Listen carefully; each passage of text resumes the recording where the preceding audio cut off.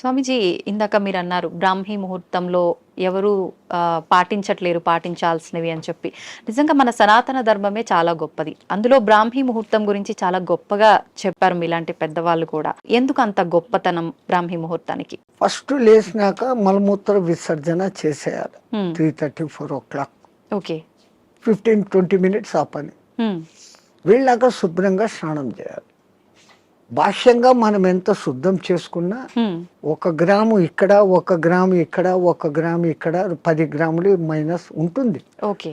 But బాహ్య శుద్ధి నేను స్నానం చేసినప్పుడు అంతర్శుద్ధి కూడా ఆటోమేటిక్ గా కలుగుతుంది. Okay. Now I am cure, I am pure అన్న భావన ఇక్కడ వచ్చినప్పుడు ఆ భావన ఇన్నర్ కు కూడా తగులుతుంది. అవును. ఆ బ్రహ్మముహూర్త టైంలో మీకు సౌండ్స్ ఎక్కడ ఉండవు, ప్రశాంతంగా ఉంటుంది. ఇంకా పక్షులు లేచి కిలకిలా రావాలకు కూడా చేయవు. ప్రకృతి అంతా ప్రశాంతమైన తపస్థితిలో ఉన్న స్థితిలో ఉంటుంది. ఆ వైబ్రేషన్స్ హిమాలయాలలో జపాలు తపాలు చేసుకుంటున్న వాళ్ళ వైబ్రేషన్స్ అంతా గాలిలో కలిసి ఉంటాయి. ఓకే. దాంతో మనం కూడా కూర్చొని ప్యూరిఫై అయ్యి ఏదో ఒక సాధన గురువు చెప్పింది, ఇదంతా ఏది లేదు.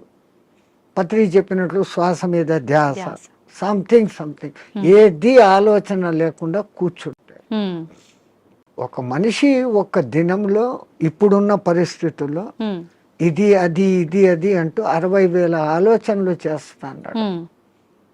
సముద్రంలో అలలన్నా ఏ పొద్దున్నా అలసిపోయి గమ్మనైతాయేమో కానీ ఈ మనోతరంగాలు అలవడం లేదు.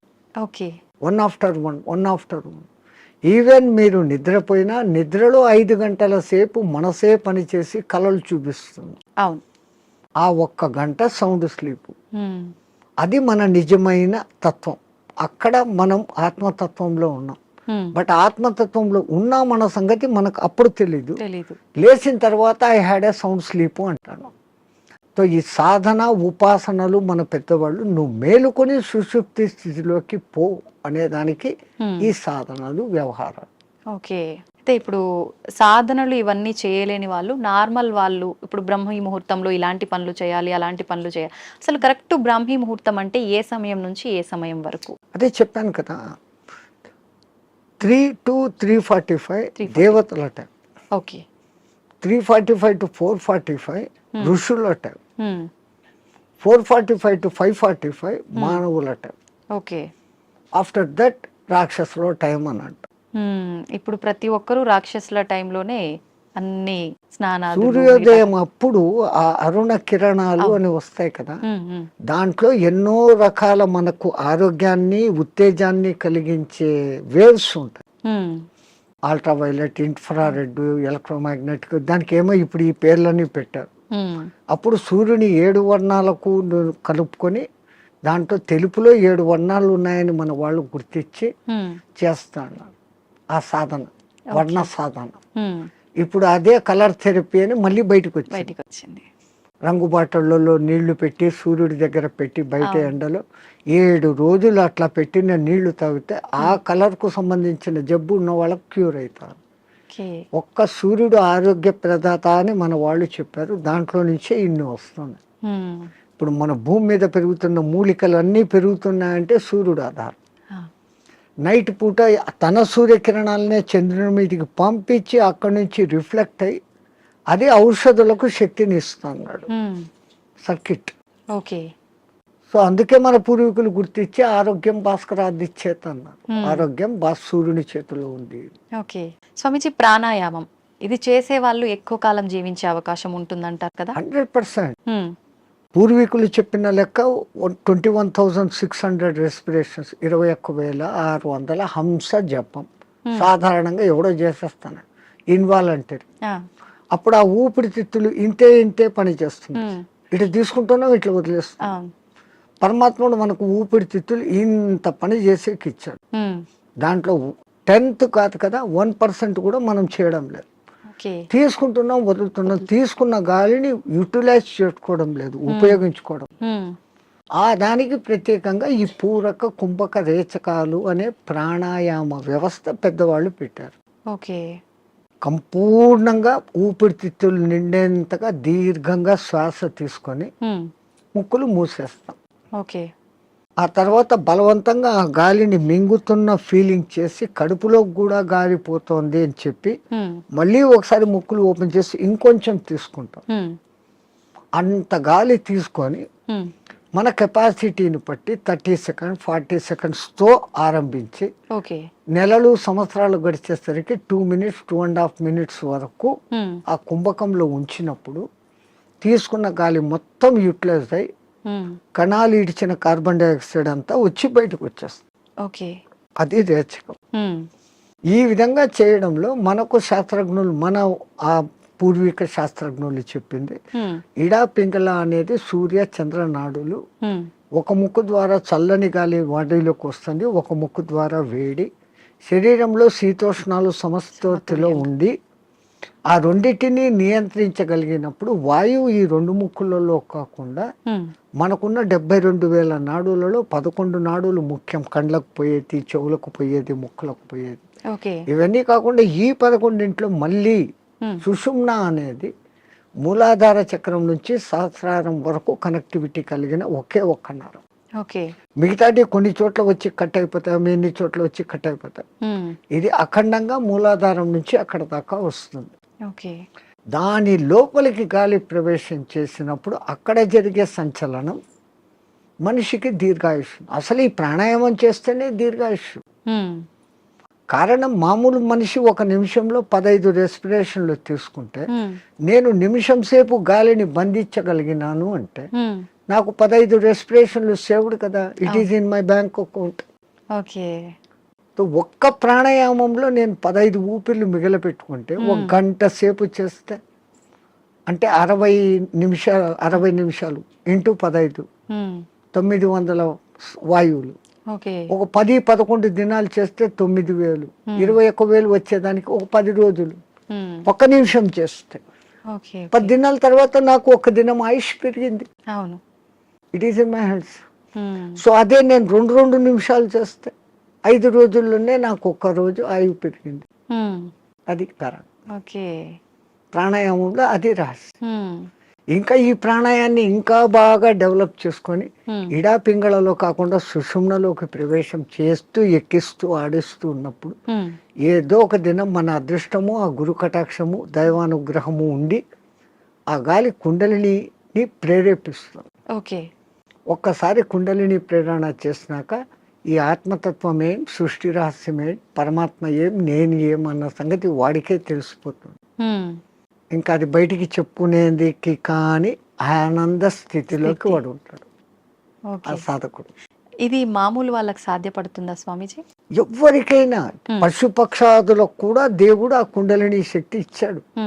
ఇప్పుడు మా ఫిజికల్ బాడీ తయారీలో మెదడు, చేతులు, కాళ్ళు, రెక్కలు, ఇంటర్నల్ ఆర్గాన్స్, గుండె, ఊపిరితిత్తులు అని మీకు ఫిజికల్గా ఎట్లా కనపడుతున్నాయో కనపడని అంగాలు షట్చక్రాలు అనేటివి, నాడులు అనేటివి అవి విశ్వశక్తి ప్రసారకాలు.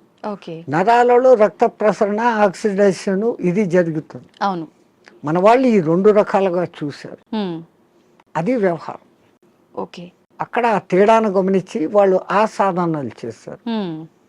మాకు కనపడదు, అది లేదు అనుకుని వాళ్ళ లోకం, ఈ లోకమే ఈ జన్మే శాశ్వతం అనుకునేది వాళ్ళ సిద్ధాంతం. మనకు జన్మలు ఉన్నాయి అన్నది మన సిద్ధాంతం. ఇప్పుడు చాలా మంది ధ్యానం చేయాలనుకుంటారు కానీ మనసుని నియంత్రించుకోలేకపోతుంటారు. ఏకాగ్రత లోపిస్తూ ఉంటుంది, రకరకాల ఆలోచనలు కదులుతూ ఉంటాయి. ఎలా నియంత్రించుకోగలుగుతారు స్వామీజీ?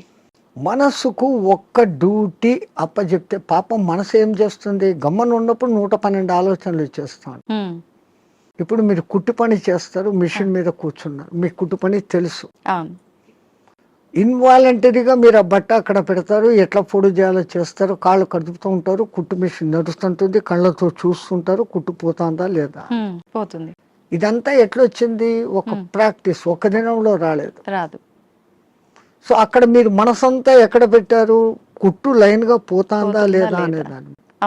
ఇంకోటి ముగ్గులు వేస్తారు బయట, మీరు 5 చుక్కలు ఇట్లా పెట్టాలా, 3 ఇట్లా పెట్టాలా ప్లాన్. ఈ ఒక్క లైన్ తో అన్నిటినీ ఇట్ట తిప్పి ఇక్కడికి తీసుకొని వస్తారు. మీ ఆంధ్రాలో రథం ముగ్గు అని వేస్తారు, అన్ని చుక్కలను ఒక్క లైన్ తో కలుపుతారు. సో అక్కడ వాళ్ళ కాన్సన్ట్రేషన్ అంతా ఎక్కడుంది, నేర్చుకున్నప్పటి నుంచి ఎట్టట్ట తిప్పారు, కళ్ళు అట్టట్ల పోతుంటాయి, చెయ్యి అట్టట్ట వెళ్ళిపోతూ ఉంటుంది. అవును. సో ఈ కాన్సన్ట్రేషన్ మీద అక్కడ పెట్టారు. అట్లే మనం ఒక్క దాని మీద కాన్సన్ట్రేషన్ పెట్టినప్పుడు మనసు ఆ టైంలో మీకు రెండో ఆలోచన ఏముంది, ముగ్గు వేస్తున్నప్పుడు మా మామ అట్లా అన్నాడు, మా కొడుకు ఇక్కడ పోయినాడు, ఇవన్నీ ఆ టైంలో లేదు, టిఫిన్ చేయాలా, అది ఏం నథింగ్. సో అక్కడ ఐడియల్ అయిపోయింది. సో ఒక్క పర్టికులర్ డ్యూటీ మనసుకు అప్పచెప్పతే ఆ మనసు అదే చేస్తూ ఉంటుంది. అందుకే మన పూర్వీకులు ఒక తమాషా ఎగ్జాంపుల్ చెప్తారు. ఎవరో ఒక ఆయన తపస్సు చేశాడు, దేవుడు ప్రత్యక్షమైతే నా అన్ని పనులు చూసుకునేదానికి ఒక సెక్రటరీని నాకు అపాయింట్ చేయి. వాడు దేవుడే ప్రత్యక్షమైతే వాడు ఇట్లాంటి వరం అడిగాడు, అది కూడా నేను చెప్పంగానే చేసేయాలా అన్నాడు. డేంజర్ రా, నువ్వు ఎప్పుడు దానికి పనులు చెప్పలేవు, అది పనులు చెప్పకపోతే నీకే తినేస్తుంది అన్న. నో ప్రాబ్లం, నేను ఎప్పుడు పనులు చెప్తాను దానికి అన్నా. ఆ దెయ్యం ప్రత్యక్షమైంది, నాకు ఒక 6 అంతస్తులు బిల్డింగ్ కట్టు అన్నాడు. 6 అంతస్తులు బిల్డింగ్ కట్టేదానికి 2-3 ఏళ్ళు అవుతుందని వీడు అనుకున్నాడు. అది పట్టు అనింది, బిల్డింగ్ తయారైపోయింది. మహారాజ్ ఇంకేం పని అనింది, కుక్కర్ కావాలా, ఫ్రిడ్జ్ కావాలా, బెడ్ కావాలా, ఏసీ కావాలా, వీడు ఇట్లా అడుగుతున్నాడు, అక్కడక్కడ అన్ని వచ్చేస్తాను. ఇంక ఏం అడిగేదానికి లేకుండా పోయింది. ఇంకా దానికి పని చెప్పకపోతే వీడి పని పడుతుంది అంతే. అప్పుడు వాడు గురువు దగ్గరికి పోయినాడు, మహారాజ్ బుద్ధి లేక నేను ఇట్లాంటి వరం అడిగినాను, ఇది ఇట్లా చేస్తుంది అనుకోలేదు, what am I to do, క్యా కర్నా మై, అరే ఉస్ బూత్ కో ఇతర లేకే, ఆ దేయాన్ని ఎక్కడికి తా అన్నాడు. అది వచ్చింది, మా గురువు చెప్పిన పని చెయ్యను, దానికి కమాండ్ అన్నా. అది ఇంకోటి మాట, వీడి మాట వినాలి కదా. అవును, వీడు చెప్పినాడు మా గురువు చెప్పినట్టు చేయన్నాడు. ఓకే మహారాజ్, గురు మహారాజ్ ఏం చేయమంటారు. అక్కడ ఒక తాటి చెట్టు ఉండేది, దాన్ని ఎక్కువ దిగు అన్నాడు. అది ఈ రోజుకు ఎక్కి దిగుతానే ఉంది. So technique. అవును, అట్లా ఇదే దృష్టి, మనం ధ్యాస, నేను చెట్టు ఎక్కుతున్నాను, ఈ చెట్టులోకి శ్వాస ఎక్కి దిగుతా ఉంది, దాన్ని అబ్జర్వ్ చేస్తూ ఉంటే మీ మనస్సుకు ఇప్పుడు ఇంకా అదే డ్యూటీ. అవును అవును, దానికి రెండో డ్యూటీ లేదు, ఆ దేయానికి రెండో డ్యూటీ, మనసుకు రెండో డ్యూటీ లేదు. ఈ ఎక్కి దిగడం గమనించడం, అదే ప్రాణాయామ ప్రక్రియలో కూడా దాన్ని మంత్రంతో జోడించి చేస్తే ఇంకా శక్తివంతం. మన బాడీలోని కణకణము మంత్రబద్ధమైతూ ఒకానొక దినానికి ఈ మాంసపిండం మంత్రపిండం కాగలుగుతుంది. మంత్రంతో అనుసంధానం చేస్తారు. మంత్రాలు చదవలేని వాళ్ళు ఉంటారు, మాకు మంత్రాలు ఇష్టం లేదు, మేము మతం కాదు అనేవాళ్ళు. మంత్రం ఎవరికి వాళ్ళు చెప్పుకోవాలా స్వామిజీ, ఉపదేశం తీసుకోవాలా గురువుల దగ్గర నుంచి. అందుకే గురువు అవసరం, గురు బినా విద్యా నహి అని. కొన్నాళ్ళు ఆయన దగ్గర శిష్యరికం చేసినప్పుడు వీడు దేనికి సూటబుల్, నేను ఇచ్చే విద్యను వీడు సద్వినియోగం చేస్తాడా, దుర్వినియోగం చేస్తాడా. అందుకే పాతకాలంలో కొన్నాళ్ళు నా దగ్గర సేవ చేయి అంటారు. మన మెంటాలిటీ అర్థమైపోయింది. వాడు సిడ్ఫిరా అయితే గనక నేనేం నీ దగ్గర సేవ చేసేది, నాకు ఇంత పైసా ఉంది అంటాడు. ఆ వినయత ముందు మనిషిలో ఉండాలి. ఆయన దగ్గర ఈ పని చేస్తే నాకు మంచి జరుగుతుంది అనే విశ్వాసం ఉండాలి. ఈ రెండు ఉన్నప్పుడు ఆ గురువు గాడిదను చూపించి ఇది దేవుడు, దీన్ని పూజ చేయంటే చేసినప్పుడు ఆ గాడిదలోనే నీకు దేవుడు కనపడుతుంది. పైలా విశ్వాస ప్రథం సోపాన్, విశ్వాసం అనేది అన్నిటికీ మించిన శక్తి. ఇక్కడ ఒకటి అచీవ్ చేయాలనుకున్నప్పుడు దాని మీద నేను చేయగలనా లేదా ముందే డిసిషన్ తీసుకోండి. గురువు ఒక మంత్రం ఇచ్చాడు, ఈ అనుష్ఠానం ఇట్లా చేయాలా, రోజు లేచి ఈ అగ్ని తర్పణాలు చేయాలా, ఇవన్నీ నేను చేయగలనా లేదా అనుకున్నప్పుడు గురుదేవా ఇయ్యండి అనాలి. ఆ మంత్రం తీసేసుకున్నాను, నేను చేసుకోలేదు, దాన్ని చేయాల్సిన రీతిలో చేయకపోయినప్పుడు ఏం ఫలితం. సైకిల్ మోటార్ మీ దగ్గర ఉంది, దానికి పెట్రోల్ పోసేది పని ఉంది కదా. పెట్రోల్ పోకుండా నేను కొనుక్కున్నాను 1,00,000 పెట్టి పోవాలా ఇది అంటే ఎట్లా పోతుంది, పెట్రోల్ పోయాలా, అప్పుడప్పుడు దానికి ఏదో ఆయిల్ పోయాలా, మైనర్ రిపేర్స్ చూసుకోవాలా, అప్పుడు ఆ బండి పోతుంది. లైక్ ది సేమ్ ఒక సిస్టమ్ ప్రాసెస్ అని గురువు చెప్పినప్పుడు ఆ ప్రాసెస్ అంతా చేస్తున్నప్పుడు అది మిమ్మల్ని ఉద్ధరిస్తుంది. స్వామిజీ, హిమాలయాలు అనగానే మనకు అక్కడ ఇలా కొన్ని ఏళ్ల పాటు ధ్యానం చేసే వాళ్ళు ఉంటారని చెప్పి వింటుంటాం. నిజంగా అలాంటి వాళ్ళు ఇప్పటికీ ఉన్నారంటారా? 100%. ఎంతో మంది ఆ హిమాలయాలు అనే దానికి ముందు మా అనే అక్షరం పెట్టుకొని చదవండి. మహిమ ఆలయాలు. ఓ. మన దేశం మొత్తంలో చాలా కొద్ది ఆలయాలు ఉన్నాయి. ఉమ్. ఆ లయాలు అంటే అందులో లయం. ఉమ్. హిమ ఆలయం అంటే హిమములో లయం కావడం. హిమం అంటే ఏంటి? మంచు. మంచు. నీటికున్న 3-4 లక్షణాలలో ఉమ్. ద్రవస్థితి, ఘనస్థితి, అవును. ఆవిరి స్థితి, ఉమ్. దాని తర్వాత ప్లాస్మా స్థితి. ఉమ్. ఇది ఏది కానిది మంచు స్థితి. ఓకే. అది అట్లా నీళ్లు కాదు, ఉమ్. ఇట్లా ఘనాకార ఐస్ కాదు. మంచును బాగా ప్రెస్ చేస్తే అప్పుడు మీకు ఐస్ అవుతుంది. అవును. ఇది మధ్యస్థ స్థితి. మధ్యస్థ స్థితి. మంచు అంటాం, హిమము అంటాం. ఉమ్. నిజంగా దానికి మహిమం, ఓకే. మహిమ కలిగిన పదార్థం. ఉమ్. అది అక్కడంతా వ్యాపించి ఉంటుంది. ఉమ్. ఆ మంచి చల్లని వాతావరణము, కొన్ని రకాల ఔషధి మొక్కల నుంచి వచ్చే గాలి, ఉమ్. మన పూర్వీకులు తపస్సు చేసిన వాళ్ళ యొక్క వైబ్రేషన్స్. ఓకే. దేవతలు కూడా అక్కడ తపస్సు చేశారు, గొప్ప గొప్ప ఋషులు తపస్సు చేశారు, ఉమ్. ఇప్పుడు చేస్తున్న వాళ్ళు ఉన్నారు. వాళ్ళ యొక్క వైబ్రేషన్స్ ఆ ఏరియాలో ఉంటాయి కాబట్టి ఉమ్. మనం తొందరగా దానికి అకష్టమవుతాం. ఉమ్. అందుకని అవి ఎప్పటికీ హిమ ఆలయాలు అందులో లయం అయ్యేదానికి చూపిస్తూ ఉండే మార్గాలు. అయితే స్వామీజీ, వాళ్ళు అలా కొన్ని ఏళ్ల పాటు ధ్యానంలో ఉన్నప్పుడు ఆకలి, దప్పికలు, నిద్ర ఏమీ ఉండవు, అలా ధ్యానంలోనే ఉండిపోతారంటారు కదా. అలా ఉండడానికి అంటే వీళ్ళు ఎన్ని ఏళ్ల పాటు వాళ్ళు సాధనమ్మా. ఏది ఇప్పుడు నేను చెప్పాను, ఏది సాధించాలన్నా సాధన. మీ తెలుగులో సింపుల్ పద్యం, సాధనతో పనులు సమకూరు ధరలోన విశ్వదాభిరామ వినరు. సాధన దేనికి కూడా, ఏది చేస్తే కూడా సాధన.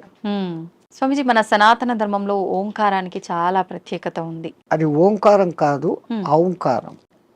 మీరు మనం పలకడమే దాన్ని తప్పు పలుకుతున్నాం. మనం మాట్లాడుతున్న ప్రతి మాటల్లో ఎక్కడో ఒక చోట అకారము, ఉకారము, మకారము ఉంటాయి. ఓకే. అకార, ఉకార, మకార, అర్ధమాత్ర ఇది ఓంకార. అర్ధమాత్ర మకారం అన్నాడు, ప్లస్ ఆ. ఓకే. అర్ధమాత్ర అంటే ఔం అని ఉచ్చరించినప్పుడు అకారము, ఉకారము రెండూ పలకబడి ఓంకారం దీర్ఘమవుతుంది. ఓకే. అకారం అన్నప్పుడు మీ స్థూల శరీరం, ఉకారం అన్నప్పుడు సూక్ష్మ శరీరం, ఓంకారం అన్నప్పుడు కారణ శరీరం. ఓకే. ఇంకో విధంగా చెప్పాలంటే అకారం అన్నప్పుడు జాగృత్ అవస్థ, ఉకారం అన్నప్పుడు నిద్రావస్థ, ఓంకారం అన్నప్పుడు సుషుప్తి అవస్థ. సుషుప్తిలో మనం ఆత్మస్థితిలో ఉన్నాం. మేలుకొని ఆత్మస్థితిలో ఉండేదానికి పరమాత్ముడు మనకి ఇచ్చిన అత్యంత గొప్పది, విశ్వమంతా వ్యాపించి ఉన్న శబ్దం ఏదైతే ఉందో అది ఓంకారం. ఓంకారం కాదు, ఓంకారం. అయితే మనం ఇప్పుడు మీరు చెప్పినట్టుగా చూస్తే ఎవ్వరం కూడా కరెక్ట్గా దాన్ని పలకట్లేదనే చెప్పాలి, సాధన చేయట్లేదనే చెప్పాలి. మరి అక్కడే గురువులు చెప్పేది ఈ వివరమంతా చెప్పి, ఒరే నాయనా ఇట్లా ఉచ్చారణ చేయన్నప్పుడు విశ్వమంతా వ్యాపించున్న ఆ శబ్దంతో మన శబ్దము అనుసంధానం అవుతుంది. సైంటిస్ట్ ఇప్పుడు రికార్డు చేశారు, సూర్యుడి నుంచి చూస్తున్న శబ్దము ఔం ఔం అని ఉంది, గెలాక్సీ సౌండ్ ఔం అని ఉంది, భూమి తిరిగే వేగపు సౌండ్, గ్రహాలు తిరిగే వేగపు సౌండ్ వేరే వేరే విధంగా వినపడుతున్నాయి, కానీ అంతంగా ఔం ఔం అన్న శబ్దమే ఉంది. సో దాన్ని ఇట్లా అట్టాడు చేసినప్పుడు ఔం ముక్కుల ద్వారా వదులుతున్నాం, మనం చేసేది ఓ అంటున్నాం నోటి ద్వారా. ఓడ, అవును, అవును అనేది రావడం లే. అవును అనే దాని పక్కన శూన్యం పెట్టినప్పుడు ఔం. అకార, ఉకార, మకారాలు మూడు పలకపడతాయి. ఇక్కడేం జరుగుతుంది? ఓ అంటున్నాం, నోటి ద్వారా గాలిపోతాం. సో మనం పూర్ణ ఫలితం పొందలేదంటే చిన్న పొరపాటు అక్కడ ఉంది. అది ఎందుకు అంత రహస్యంగా పెట్టి గురువులు శిష్యులకే చెప్పినప్పుడు దాన్ని అర్థం చేసుకొని వాడు చేస్తున్నాడు. అందరికీ చెప్పాలా అంటే దానికి అర్హత ఉండాలి, ఆ ప్రాప్తత ఉండాలి. కానీ ఇప్పుడు అది కూడా మేము బహిరంగంగా అందరికీ చెప్తున్నారు. నాయనా మీరు చేసుకునే వాళ్ళు పూజలు చేసుకునేటప్పుడు ఇట్లా చేసుకోండి, సామూహికంగా అర్చేయండి. అది అలవాటు అయిపోయింది, రాదు. అందరూ ఔం అని ఎక్కడా పలకరు. మనం ఒక్కళ్ళం అక్కడ అందరూ ఓం నమ శివాయ అంటే మనం ఒక్కళ్ళం ఇక్కడ ఓం నమ శివాయ అన్నామంటే డిఫరెన్స్ అయిపోతుంది. మనమే తప్పు చేస్తున్నామేమో అనేటట్టుగా స్వరం మారిపోతుంది. వాళ్ళందరూ మన దిక్కు చూస్తుంటారు. సో మనము ఇంట్లో కూర్చొని ప్రత్యేక సాధనలు చేసేటప్పుడన్నా కనీసం ఎక్కడ ఏది ఉచ్చరించాల్సి వచ్చినా ఓం అని ఉచ్చరించండి, ఓం అని కాదు. ఓకే, ఇంకా సామూహికంలో తప్పడం లేదు. 10 మంది కూర్చొని శివ సహస్రనామము అష్టోత్తరము ఏదో ఒకటి చేస్తాం. ప్రతి దానికి ఓం నమ శివాయ, ఓం శంభవే నమో, భయోశ్వరాయ నమో, నిధనపతి నమ, నిధనపతాంతకాయ నమ, వీటన్నిటికి ముందు ఓం ఓం అంటారు. ఓం ఓం అంటాం. మాకు ఇదే అలవాటు అయిపోయింది, ఓం ఓం అని అంటాం. ఓం అనేది మా నోట్లో రాదు. నిజంగా అంటే మనం పలకాల్సిన మంత్రం ఏదైనా తప్పు పలుకుతున్నాము అంటే దానివల్ల మనకు ఫలితం కలగకపోగా దోషం కలిగే అవకాశం ఉంటుందా స్వామీజీ? దోషము అని అంటే సైంటిఫికల్ గా మీకు నేను చెప్పాలంటే ఇప్పుడు ఈ షట్చక్రాలు అనేది పెటల్స్ తో ఉంటుంది. మూలాధారం 4 పెటల్స్ దళాలు, స్వాధిష్టానం 6, మణిపూరకం 10, అట్లా 10, 12, 16, 2, 50 అక్షరాలు దాంట్లో నిక్షిప్తమై ఉంటాయి. వర్ష అనేది మూలాధారంలో, పాప బాబమ్మ అనేది అట్లా ఒకటి వేరే వేరే వేరేగా ఉంటాయి. ఈ మంత్రం ఒక రిథమాటిక్ గా చదివినప్పుడు మీరు పియానో మీద అది అడ్డదిడ్డంగా కొడితే సరిగ్గా రాదు. వాడు వాయించాల్సిన రీతిలో వాయించినప్పుడు సుమధురంగా వస్తుంది. ఇట్లా ఈ మంత్రం కూడా ఆ లెహర్ చదివినప్పుడు ఈ పెటల్స్ కదులుతాయి. ఆ పెటల్స్ కదిలినప్పుడు ఆ చక్రం కంట్రోల్ చేస్తున్న మీ ఇన్నర్ ఆర్గాన్స్. మూలాధారము పెద్ద పేగును కంట్రోల్ చేస్తుంది. స్వాధిష్టానము చిన్న పేగులను, యూరినరీ బ్లాడర్ను, రీప్రొడక్టివిటీ ఆర్గాన్ను చేస్తుంది. మణిపూరకము డైజెషన్ సిస్టము, చిన్న పేగులు ప్లస్ అన్నాశయము, వీటిని కంట్రోల్ చేస్తుంది. అట్లా ఏ అంగాలను అవి చేస్తుందో ఆ జరిగే వైబ్రేషన్స్ ఆ అంగాలను శక్తివంతంగా ఆరోగ్యవంతంగా చేస్తాయి. ముందు మంత్రాలలో ఉన్న అర్థం ఇది. అందుకనే వాళ్ళు స్వరము ఇట్లా పలకాల, ఇట్లా చేయాలని. వేదం అందరూ చదవలేము అంటే కారణం, ఓ గురువు దగ్గర 12 ఏళ్ళు నేర్చుకుంటే ఒక్క ఋగ్వేదం వస్తుంది మీకు. ఒక్కొక్క వేదం నేర్చుకునేకి 12 ఏళ్ల కాలం సుస్వరంగా. ఇప్పుడు అనేక మంది పాపం వేద పాఠశాలలు పెట్టి మళ్ళీ మన పూర్వ సంస్కృతి ఇంత గొప్పదన్న సంగతి తెలుసుకుని ఎట్లా చేస్తే బాగుంటుంది ఏమన్న సంగతి మీద పోతున్నాం. వేదం అంతా సైన్స్ అమ్మా, ఊరికే ఏది చెప్పలేదు. సంధ్యావందనం చేసే దగ్గర నుంచి సైన్స్. ఇప్పుడు వీళ్ళు చేసే సంధ్యావనం తప్పు పట్టడం కాదు. పాతకాలంలో వాళ్ళు ఏం చేశారు, నదిలో వక్షస్థలం లోతు నీళ్లలో నీటికి ఎదురు ప్రవాహానికి నిలబడి ఓ చెంబుతో నీళ్లు తీసుకొని ఆ సూర్యుని దిక్కు పెట్టి ధారగా వదిలేవాళ్ళు. ఎప్పుడైతే ఒక మనిషి ఇంత లోతు నీళ్లలోకి పోతాడో అపాన వాయువు ఆటోమేటిక్గా పైకి వస్తుంది. మామూలు నీళ్ల తొట్టిలో ఒక ఎంటీ చెంబును ముంచండి, ఎంత ప్రెషర్ వస్తుంది, లోపల గాలి పైకి రావాలని చూస్తాం. అదేమో ఇంత చెంబు, ఎంతో బలం ఉపయోగించాలి. సో ఈ అపాన వాయువు పైకి వస్తుంది. మనం చెంబు నీళ్లు తీసుకొని అన్నప్పుడు ప్రాణవాయువుని తీసుకున్నాం. ప్రాణ అపాన సమాయక్తం పచాన్యన్నం చతుర్దినం అని భగవద్గీతలో చెప్పిన ఆ ప్రాణ అపాయాల సమ్మిళనం జరిగి శరీరంలోని స్థూల సూక్ష్మ కారణ శరీరాలకు ఆ శక్తి పోతుంది. ఆ ధార అట్లా వదులుతున్నప్పుడు సూర్యకిరణాలు ఆ ధారలో నుంచి ఫిల్టర్ అయ్యి వచ్చి ఇట్లా పెట్టి పోసేటప్పుడు సరిగ్గా మన షట్చక్రాలు ఉంటాయి. ఆ ధార మన ఎదురుగా షట్చక్రాల దగ్గర పడతా ఉంటుంది. ఆ కిరణాలు ఆ ఈ ధారలో నుంచి ఫిల్టర్ అయ్యి మన షట్చక్రాలకు కావాల్సిన కిరణాలను అందిస్తుంది. సూర్యుడిలో అనేక కిరణాలు ఉన్నాయి. సహస్ర కిరణుడు అని ఆయనకు పేరు. 1000 రకాల కిరణాలు ఉన్నాయి. ఒక్కొక్క కిరణం ఒక్కొక్క పని చేస్తుంది. ఆ పని చేయడం కూడా 12 నెలలలో ఒక్కొక్క నెలకు ఒక్కొక్క విధంగా చేస్తుంది. అందుకనే ద్వాదశాదిత్యుడు అని పేరు పెట్టారు. ఉన్న సూర్యుడు ఒక్కడైనా ఒక్కొక్క నెలలో ఆయన మార్పులు చెందుతూ ఆ కిరణాల ప్రవాహం ఇస్తాడు. ఇప్పుడు ఈ విధంగా సంధ్యావందనం చేసినప్పుడు రావాల్సిన గుడ్ కిరణాలు మనలోకి వచ్చి ఆరోగ్యం బాగుంటుంది, చక్రాలు నీట్ గా యాక్టివేట్ అవుతాయి. అసలు గాయత్రి మంత్రం 24 అక్షరాలు చదివినప్పుడు మన 24 తత్వాలు శుద్ధీకరణ. అవన్నీ వైబ్రేషన్ వర్డ్స్. శబ్దం వైబ్రేషన్ క్రియేట్ చేస్తుంది. పెద్ద పెద్ద సైంటిస్టులు ఇప్పుడు నిరూపణ చేస్తున్నారు. పలకాల్సిన రీతిలో ఓంకారం పలుకుతే అది దూరంగా స్క్రీన్ మీద మీకు గొప్ప శ్రీచక్ర యంత్రాన్ని చూపించింది.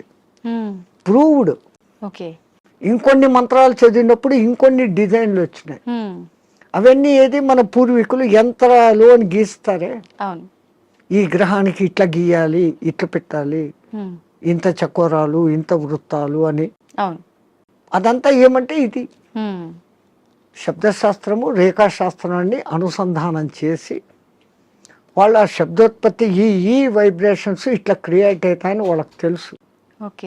అందుకని ఆ రిథీమ్గా పలికినప్పుడు ఆ ఫలితాలు వస్తాయి. స్వామిజీ, నేనే గాయత్రి మంత్రంకి సంబంధించి అడుగుదాం అనుకున్నా, మీరే ఆ టాపిక్ తీసుకొచ్చారు. గాయత్రి మంత్రం ఆడవాళ్ళు చదవటానికి పనికిరాదు అని చెప్పి 100% చదవచ్చు. మంత్రము సూర్యుడిదైన అధిష్టాన దేవత అమ్మ గాయత్రి దేవి, 5 ముఖాలతో ఉన్న మహాతల్లి అని మనం చెప్పుకుంటాను.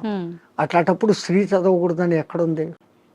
ఇదే విషయమై పండిత శ్రీరామ శర్మ అనే మహానుభావుడు, ఆయన ఉత్తరప్రదేశ్లో ఉండేవాడు, 24 ఏళ్ళు సంవత్సరానికి 24 లక్షల గాయత్రిని చేస్తూ ఉపాసన చేస్తే ఆయనకు ఆ తల్లి తాను ఉన్న ప్రదేశం, విశ్వామిత్రుడు తపస్సు చేసుకున్న ప్రదేశాన్ని చూపిస్తే అక్కడ పోయి ఈ అఖండ జ్యోతిని పెట్టి నిత్యము గాయత్రి యజ్ఞాలు చేస్తూ ఆడవాళ్లకు యజ్ఞోపవీతాలు వేస్తూ గాయత్రి ఉపదేశం చేసేవాడు.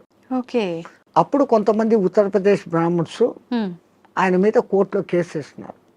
నువ్వు వేదాన్ని భ్రష్టు పట్టిస్తున్నావు, మా సదాచారాన్ని భ్రష్టు పట్టిస్తున్నావు, వేదాలు గాయత్రి మంత్రం చదవకూడదు.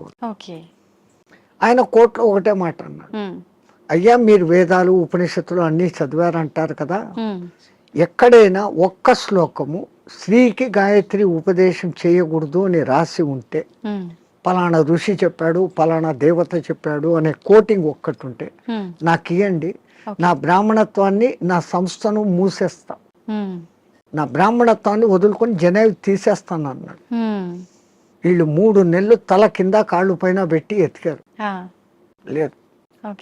ఎందుకు స్త్రీకి లేదు అన్నారంటే ఆమెకు కుటుంబ బాధ్యతలు ఎక్కువ, ఈ మాసికంలో వాళ్ళకు ఈ పీరియడ్ కొంచెం ఇబ్బందికరంగా ఉంటుంది. అప్పుడు ఆ అనుష్ఠానం ప్రకారం కనీసం న్యాయంగా గాయత్రి చేయాలంటే 24 ముద్రలు వేస్తూ, ఒక్కొక్క ముద్ర వేస్తూ ఒక్కొక్కసారి గాయత్రి 24 అక్షర గాయత్రిలన్నా చేయాలి. మళ్ళీ దాంట్లో 3 రకాలు ఉన్నాయి. ఒక్క గాయత్రి త్రిపద 8 అక్షరాలతో ఉండాలి. అది అనుష్టుప్ ఛందస్సు అని ఇంకోటి ఉంది, 32 అక్షరాలు, అది 4 పాదాలు ఉంటుంది, అది కూడా 8వ అక్షరాలుగానే వస్తుంది. అదంతా ఒక రహస్యం. మళ్ళా నవార్ణవ గాయత్రి అని ఒకటి ఉంది, అది చేయాలంటే అమ్మవారి నవార్ణవం అనే పూజలు ఎట్లా చేస్తామో దాంట్లో 9 ఔంకారాలు వస్తాయి. అవి ఎట్ట పట్టాలా, ఏది చేయకూడదు, అది బహిర్గతం చేయని విద్య. గాయత్రి అంటేనే రహస్యం అంటారు. కానీ ఆ మహానుభావుడు అది అందరికీ అర్హత కలిగించాడు. కుల మత భేదం లేదు, ఎందుకంటే అది మంత్రం సూర్య మంత్రం. ఆ పండిత శ్రీరామ శర్మకు కుడి భుజంగా ఉన్నవారే రామకృష్ణ మహానుభావుడు, ఆయన కూడా ఇదే చేశాడు. ఆ గాయత్రి దీని మూలంగా ఆ మహానుభావుడు అంత శక్తిమంతుడే. పండిత శ్రీరామ శర్మకు తగిన శిష్యుడు అని పేరు తెచ్చుకున్నాడు. ఆ మహానుభావుడే చేరదీసి బాగా దగ్గరుండి చేసిన వాడే మీకు ఇప్పుడు బాగా ప్రసిద్ధుడైన మారెళ్ళ రవిశాస్త్రి. ఆ పరంపర అట్లా వస్తుంది. అదంతా పండిత శ్రీరామ శర్మ దయ. స్వామి, దైవాన్ని నమ్మటం వల్ల, పుణ్యక్షేత్రాలకు తిరగటం వల్ల మనశ్శాంతి అనేది లభిస్తుందంటారా? 100%. అసలు మీరు పోవడమే ఆ ఇంటెన్షన్. కాశీకి పోతే నాకేదో పుణ్యం వస్తుంది, ఆడ ఏదో వదిలిపెట్టేస్తానే సెంటెన్స్ కాదు అది. కాశీలో 12 జ్యోతిర్లింగాలలో విశ్వనాథుడు అక్కడ ఉన్నాడు, విశ్వానికి ఆయన నాథుడు. ఆ క్షేత్రానికి పోయి ఆయన నామస్మరణ కొంచెం సేపు నేను చేయటం మూలంగా నాకు ప్రశాంతత దొరుకుతుంది అని ఫస్ట్ మీలో విశ్వాసం కలిగినప్పుడు అక్కడున్న అన్నపూర్ణ అనుగ్రహము కలుగుతుంది. ఆ బేడి ఆంజనేయ స్వామి కరుణ, గణేష్ పండ మహారాజ్ది అందరిది దొరుకుతుంది. అందుకే ప్రతి ఒక్క రుచిముని అక్కడ స్థాపించిన లింగాలు ఉన్నాయి. 3000కు పైన గుళ్ళు ఉన్నాయి కాశీలో. శివునికి ఇష్టమైన ప్రాంతం అది. ఉమ్, భూమి అంతా మునిగిపోయినా కానీ త్రిశూలం పైన నిలబెట్టి ఉంటాడు అని చెప్పబడిన ప్రసిద్ధ క్షేత్రం. ఓకే. కాశీ కాశీ అంటూ కాశీకి పోయకుండా చచ్చిపోయినా ఉమ్, కాశీకి పోయినంత పుణ్యం కలిగే క్షేత్రం అదొకటే. ఉమ్, మిగతా క్షేత్రాలకు పోతానని ముక్కుబడి పెట్టుకొని పోకుండా పోతే ఏదో ప్రమాదము, ఉమ్, వానికి శిక్ష ఉంది. అవును. కాశీ విషయంలో అలా లేదు. ఉమ్, అంతటి గొప్ప అక్కడికి వచ్చింది అంటే ఒకటి ప్రజల విశ్వాసము, అక్కడ తపస్సులు చేసిన వాళ్ళ యొక్క శక్తి హా, ధార పోయడం అనేది ఆ ప్రాంతానికి ఆ ప్రసిద్ధత వస్తుంది. ఓకే. భూమి అంతా ఒకటే అయినప్పటికీ అవును. సులభమైన ఉదాహరణ, ఇప్పుడు ఎండాకాలం కాదు, మామూలు చిన్న ఎండ ఉన్నప్పుడు ఉమ్, ఒక భూతద్దం తీసుకొని వచ్చి పేపర్ మీద పెడితే అది కాలుతా ఉంది. ఆ భూతద్దం నుంచి కిరణాలు కాన్సన్ట్రేషన్ అవును. అట్లా విశ్వశక్తి కాన్సన్ట్రేషన్ ప్రదేశాలు కొన్ని, ఉమ్, అవి పుణ్యక్షేత్రాలు, తీర్థక్షేత్రాలు, ఓకే. తీర్థయాత్రలు. ఉమ్, తీర్థం అంటే నీళ్లు. నీళ్ళు. ఆ నీళ్లు ఎన్నో కొండల నుంచి ఆ ఖనిజాలను రాసుకొని దానిలో తీసుకొని చెట్ల వేర్ల ద్వారా ఆయా మూలికల శక్తిని తీసుకొని ఉమ్, అవి రావటంతో ఆ నీళ్లు తాగితే శుభం. ఆ నీళ్లలో స్నానం చేస్తే స్కిన్ డిసీజెస్ పోతాయి. ఓకే. సో అది నీళ్ళ శక్తి, తీర్థయాత్రలు, పుణ్యక్షేత్రాలు అని పెట్టారు. ఉమ్. స్వామి, ఇందాక మీరు స్టార్టింగ్లో అన్నారు కదా, చాలా మంది అంటుంటారు కాశీకి వెళ్ళినప్పుడు మనం ఏదో ఒకటి నచ్చింది వదిలిపెట్టి రావాలి అని చెప్పి చాలా మంది నమ్ముతుంటారు. అసలు నిజంగా ఎవరికి నచ్చిన దాన్ని వాళ్ళు వదిలేసి రావాలా? అసలు వదిలేయాల్సిన ఏంటి? అవును, నేను ఇట్లే చెప్తే ఒక ఆయన నాతో అన్నాడు, అవును స్వామి ఉమ్, మీరు చెప్పినట్లే ఖచ్చితంగా వదిలిపెడతాను. మా నానమ్మ మా ఇంట్లో ఉంది, ఆమెను తీసుకెళ్తా కాశీకి, ఆమెను వదిలేస్తాను అన్నాడు. ఉమ్, అది కాదు, మనకు అత్యంత ఇష్టము, ప్రేమ కలిగిన పదార్థము, తినేది కావచ్చు, మనం 24 గంటలు దాన్ని చూసి ఆనందించే వస్తువు, కానీ ఉమ్, దాన్ని అక్కడ వదిలేసి ఇంకా దాన్ని తలుచుకోకుండా ఉండగలమంటే మన మనస్సు మీద మనం నియంత్రణ సాధించడం. ఓకే. మైసూర్ పాకు మీరు అక్కడ వదిలి వచ్చారమ్మా, మీకు బాగా ఇష్టం. ఉమ్, ఇక్కడికి వచ్చిన 10వ రోజు 12వ రోజు ఎవడో పార్టీ పెట్టాడు, ఆడ మైసూర్ పాకు చూడంగానే ఈ కళ్ళు మీకు ఆర్డర్ ఇస్తుంది, ముక్కు ఆ మైసూర్ పాకను పట్టేస్తుంది, అవును. నాలుక నీళ్లు ఉరుతాయి. ఉమ్, నేను కాశీలో వదిన నోర్మోయ్ నేను తినాను అంటే మీ మీద మీకు మెల్లగా Control. కమాండ్ వచ్చింది, అవును. కనీసం ఆ భయంతోనన్నా. ఉమ్, అట్లా కాశీలో వదలడం మూలంగా మీలో ఆత్మస్థైర్యత అనేది పెరుగుతుంది. ఓకే. అది బ్యాక్ రీజన్. ఉమ్, కానీ ఏదో ఒక రీజన్, చాలా మంది రకరకాలుగా అనుకున్నా కూడా దాన్ని అయితే నమ్ముతూ వస్తున్నారు ఇప్పటికి. వెనకల కారణం ఇది అని మీకు తెలుసుకోవడం లేదు. అవును. అక్కడ మీకు ఆత్మస్థిరత, ధైర్యము అనేది పెరుగుతుంది. Okay. Self confidence, um, I can able to do this without that. అది లేకుండా నేను ఉండలేను అన్న వాళ్ళు, అవును. అది లేకుండా ఎదురుగా కనపడుతూ కూడా అది లేకుండా ఉండగలిగిన స్థితి అంటే మీలో ఎంతటి స్టెబిలిటీ వచ్చినట్లు, అది ఆత్మస్థైర్యం. ఉమ్, మన పూర్వీకులు ఏది చేసినా అంత ఆలోచనతో. ఉమ్, నీలో ఆత్మశక్తి పెరగాలంటే నీకు అత్యంతగా ఇష్టమైంది అక్కడ వదలాలి. ఎందుకంటే ఆ కాలంలో కాశీయాత్ర జీవితంలో ఒక్కసారి. అవును. ఆ 1000 కిలోమీటర్లు నడిచిపోయి మళ్ళీ వెనక్కి వస్తాడు. కాటికి పోయినవాడు కాశీ, అదేమో సామెత ఉంది మీ దాంట్లో, కాశీకి పోయినవాడు కాటికి పోయినవాడు ఒకటి అని. అవును, అవును, మళ్ళీ తిరిగి రారు అని చెప్పి.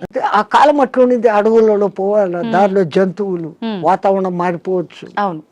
ఇన్నిటినీ తట్టుకొని అక్కడికి పోయి మళ్ళీ రాగలిగినాడంటే వాడు దేవునిగా పూజించేవాడు. ఉమ్, రెండవది, వాడు వచ్చేటప్పటికి అక్కడ కాశీలో నేను పలానా వదిలేసి వచ్చాను మోనుకున్నాను అన్నప్పుడు వాళ్ళలో ఇక్కడ ఆత్మశక్తి పెరిగి ఉమ్, వాడు ఇక్కడ ఎవరికి ఏ మంచి మాట చెప్పినా అది జరిగిపోతుంది, వాక్ శుద్ధి వస్తుంది. Um, so when you develop your confidence you can able to do anything. Okay. So to develop your confidence um, అక్కడ పోయినాక ఒకటి వదిలిన వాళ్ళు బెనిఫిట్ పొందుతారు. స్వామి, చాలా మంది అంటుంటారు, అంటే ఇప్పుడు ఇందాక మీరు చెప్పినట్టుగా వెళ్ళిన వాళ్ళు తిరిగి రారేమో అన్న ఒక ఉద్దేశంతోటో మరేంటో తెలియదు, కానీ చాలా మంది నమ్మకం ఏంటంటే పిల్లలు ఉండి వాళ్ళ పెళ్ళిళ్ళు అన్నీ అయిపోయిన వాళ్ళు మాత్రమే కాశీకి వెళ్ళాలి, దర్శించుకోవాలి, అవన్నీ అవ్వని వాళ్ళు కాశీలోకి పోయి సస్తే మోక్షం అనుకుంటే కాదు. నాకు తెలిసి ఒక మంచి కోటీశ్వర దంపతులు 3వ తరాన్ని కూడా చూసేశారు. ఓకే. ఆ 3వ తరం కూడా 18 yearsకి వచ్చింది మనబళ్ళు. ఇంకా ఇంత అనుభవించిన కాశీలో పోయి చచ్చిపోతాం, వయసు కూడా అయిపోయింది, అయిపోయింది కదా. 80 ఏళ్ళు వచ్చినాయి. ఇద్దరు లవ్ మ్యారేజ్, ఇద్దరికి 80 ఏళ్ళు భార్యాభర్తకి. ఆహాహా. బట్ డబ్బు ఉంది, అక్కడ మంచి బిల్డింగ్ కొనుక్కున్నారు, 4 సర్వెంట్లను ఎత్తుకొని పోయినారు వంట వండేకి, పనులు చేసుకునేకి. రోజు పోయి స్వామి దర్శన్ వస్తూ ఉన్నారు. ఎప్పుడో ఒకసారి బంధువులు ఫోన్, బిడ్డలు వాళ్ళది. అంత ఆధ్యాత్మిక. ఓకే. మర్జాయంగే అంటున్నారు. 7 ఏళ్ళైంది, 8 ఏళ్ళైంది, 10 ఏళ్ళైంది. ఇక్కడ ఈ 18 ఏళ్ళ బిడ్డలు 28 ఏళ్ళ వయసుకు వచ్చినారు మన్మళ్ళు. వాళ్ళకి మ్యారేజ్ ముగ్గురికి ఒకేసారి కుదిరింది, వేరే వేరే కమ్యూనిటీ హాల్. ఓకే. తాత పెళ్ళి మాది అంటే, అరే ఇక్కడ కాశీలో ఉండి 15 ఏళ్ళు అయిపోయింది, 95కి వచ్చినాం, అక్కడ గంగ నీళ్లు తాగి రోజు శివప్రసాదాలు తిని ఇంకా పుష్టి తయారైనారు. They can able to see, they can able to hear everything. అంతా ఆయన ధ్యానంలోనే. అరే ఇంకా ఉంటాం కదా, ఒకసారి పెళ్లి చూసుకొని వస్తామని ఫ్లైట్ లో వచ్చినారు. పెళ్లి చూసుకున్నారు, రాత్రి పడుకున్నారు. పడుకున్న వాళ్ళు పడుకున్నట్లే జై శ్రీరామ్ అయిపోయినారు ఇద్దరు. వాళ్ళకు కాశీలో మరణం లేదు, ప్రాప్తం లేదు. అందరికీ మరణము సాధ్యమా? అలా అని మరి కాశీలో ప్రాప్తం లేదని అక్కడే ఉంటే ఎప్పటికీ మరణం ఉండదనేది కూడా. ఆ మాటకు వస్తే తల్లి, ఇప్పుడు గంగలో మునిగితే నాకు పుణ్యం వచ్చేస్తుంది అనుకుంటే, గంగలోనే ఉండే చేపలు, కప్పలు, ముసళ్ళు అవి అక్కడే పుట్టాయి, అక్కడే పెరిగాయి. ఒక్కసారి గంగా స్నానం చేస్తే, సరే మీరు కాశీలో పొద్దున్నుంచి సాయంత్రం వరకు 10 సార్లు గంగా స్నానం చేశాను అంటారు, కానీ మీరు చేసింది ఒకటే స్నానం. మీరు స్నానం చేయగానే ఆ నీళ్లు ఫ్లో పోయినాయి కదా. అవును. ఆ తల్లి నిరంతర ప్రవాహం, ఎప్పుడూ కొత్త నీళ్ళు అక్కడ ఉన్నాయి. స్నానం చేస్తే నాకు పవిత్రత వచ్చేసింది గంగలో చేస్తేనే కాదు.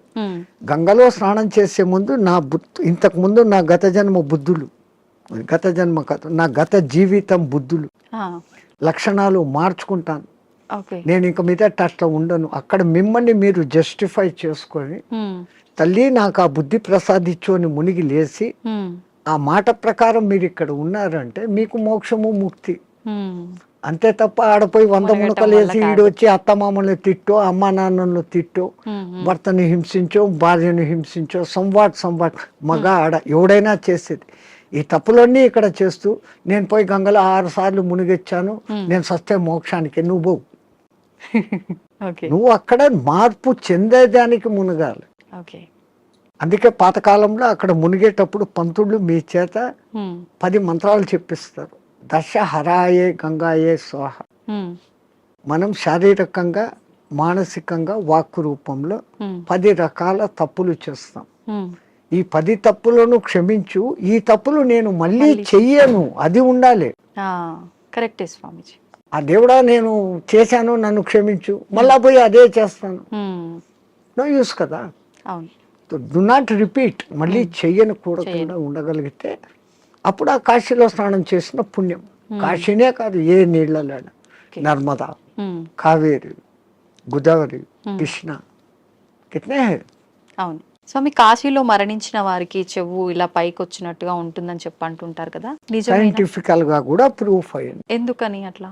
అక్కడ ఉన్న ఆ వాతావరణము, ఎంత శవాలను అక్కడ కాలుస్తూ ఉన్నా, ఈ మధ్య కొంచెం అక్కడ మాంసాహార దుకాణాలు పెట్టినా, ఆ ప్రత్యేకమైన కాశీ ఏరియాలో ఒక వాయు వైబ్రేషన్స్ వేరే, ఆ నిరంతర భగవన్నామ ఉచ్చారణ వైబ్రేషన్స్ ఆ గాలిలో కలిసి, అక్కడ చనిపోయిన మనిషికి ఈ కుడి చెవు కింది భాగం దగ్గర ఒక నరువు ఉంటుంది. ఆ నరువు ఉబ్బుతుంది, బాడీ అంతా ఉబ్బుతుంది. ఫస్ట్ ఆ నరువు అక్కడ ఉబ్బుతుంది, ప్రత్యేకంగా అక్కడ. మిగతా ప్రాంతాలలో అది జరగదు. పాపం సైంటిస్టులు ఎంతో ప్రయత్నం చేస్తూ ఉన్నారు, ఎందుకు అట్లా జరుగుతుంది అది ఇంకా రుజువు కాలే. బట్ 99% గుర్తించారు. ఎవరు చచ్చినా కొంచెం రెడ్డిష్ కలర్ వస్తుంది, కారణం అక్కడ నరము జర ఊబుతుంది.